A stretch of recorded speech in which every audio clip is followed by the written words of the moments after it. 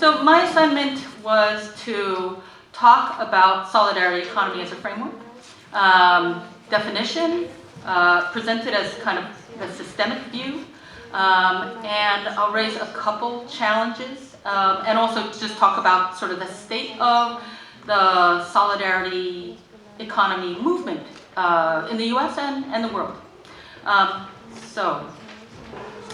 have this nifty little Prezi, for those of you that know this new Zoom platform that's sort of an interactive version of like a PowerPoint.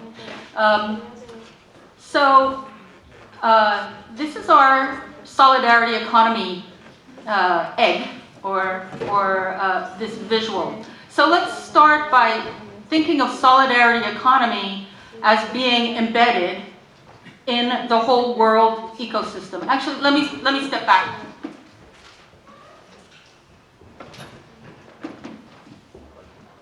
David want to see the screen.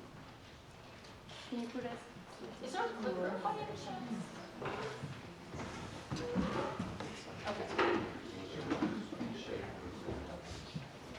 I think, are you saying David wants to see the screen, that's why he's motioning? Yeah, David Sorry? wants to see what's going on. So let's do that. Okay. No, Okay. I see the screen. All right. So solidarity economy. You pull it up.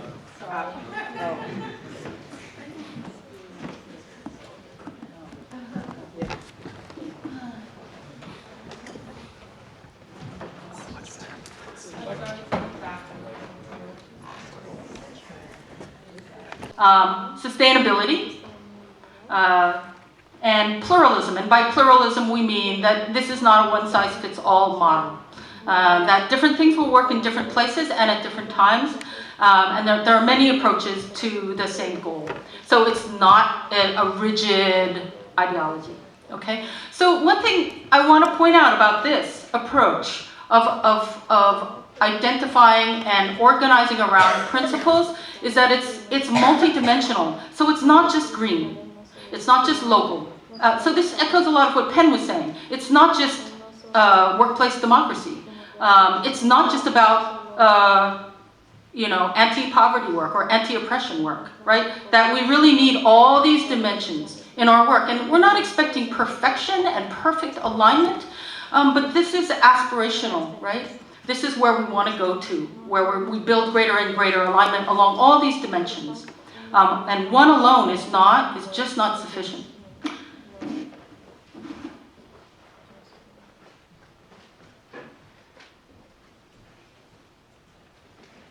So we think of the solidarity economy sitting in the whole world ecosystem.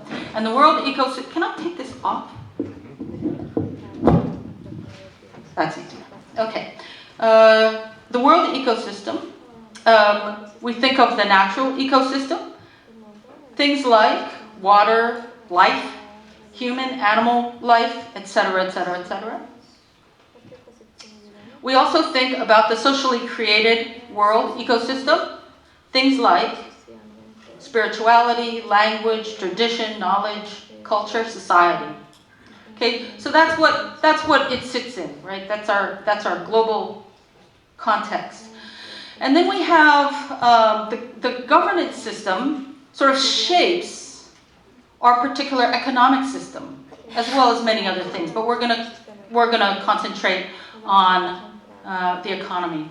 And so governance, some examples of a solidarity economy approach to government would be participatory planning, participatory budgeting, various kinds of regulations. Those are keepers, right? Environmental, labor legislation, food and drug safety.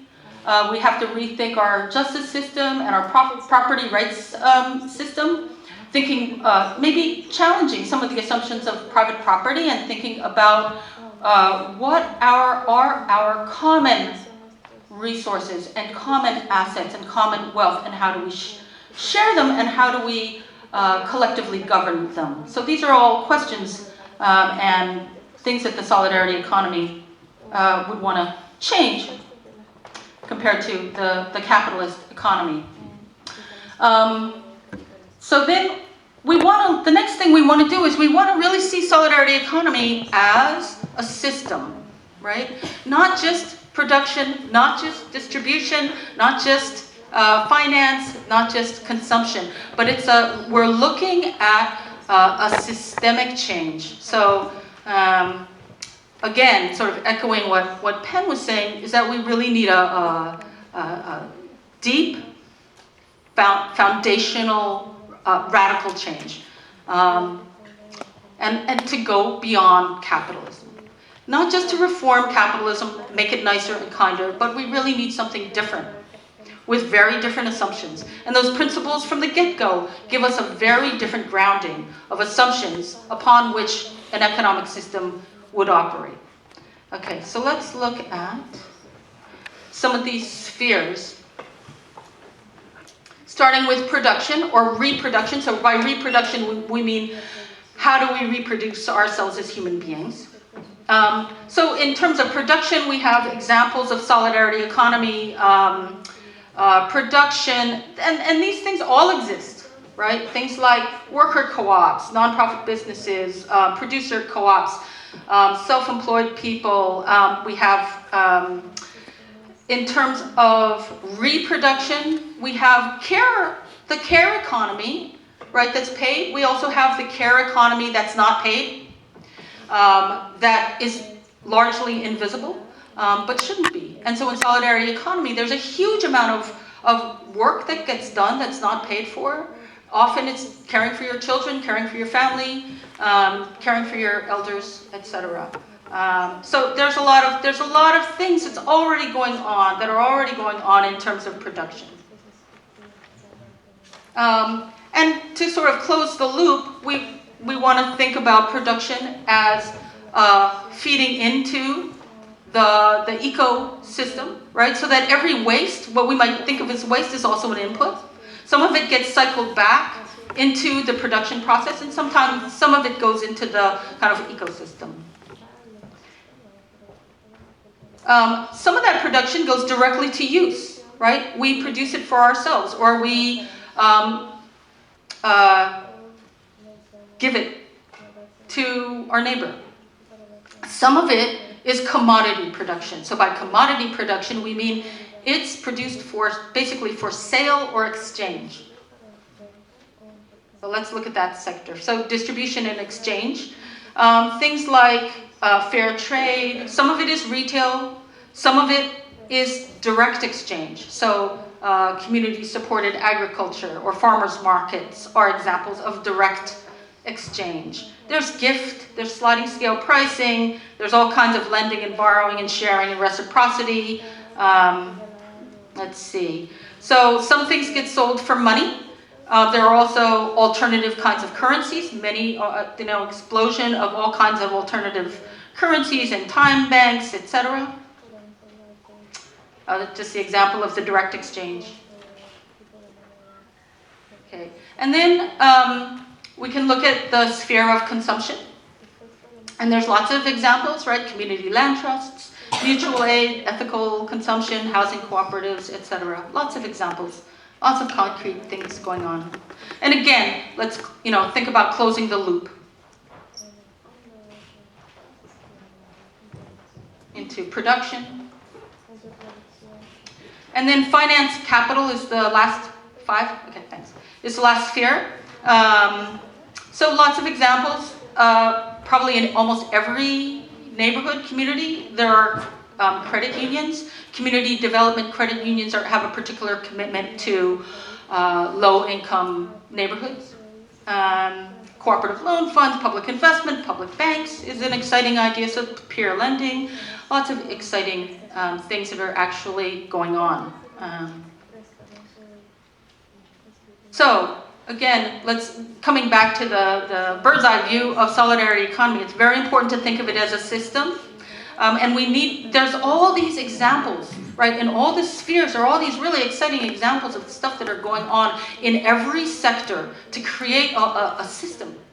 But those practices are not connected, right? The co-ops tend to be a little bit separate, and the money people are doing their thing, and there's all this separation. And so one of the goals of solidarity economy and the solidarity economy movement is to connect these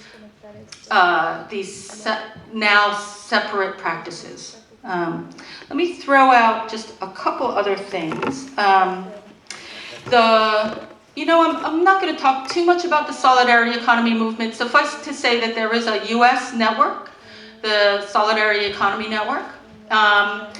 We are connected to an international network. The acronym is RIPES. It was mentioned that Daniel's I always forget the term, but anyway, he's sort of on staff to support that. There are continental networks on all of the continents in the world, and those in turn are comprised of national networks. So maybe Daniel will have time to talk a little bit more about RIPES. A couple of the challenges. I think there's an important, and this again I think follows up on what Penn was saying, it's really important to connect the resist and the build, right? So that to understand that solidarity economy is, yes, about building solidarity economy practices, and that's the build part. But part of how we get there is also the resist end, right? So fighting the Walmarts. But if you fight Walmart, the build part is having an alternative, right? Someplace that can provide fresh local food at affordable prices. So I think it's another way in which we need to walk on two legs. So maybe that makes it, in addition to yours, maybe we have to walk on four legs. So that the resist and build leads into another challenge, which is, I think, a race class, and maybe other sort of equity issues, but these are kind of front and center. If you don't make the connection with the resist, and don't make the connection very consciously and deliberately with the folks who are really getting hammered, then it's fairly likely, or there can be a tendency for this stuff to flourish amongst a relatively homogeneous and affluent crowd. And so I'm not saying that that's a bad thing at all, that's great.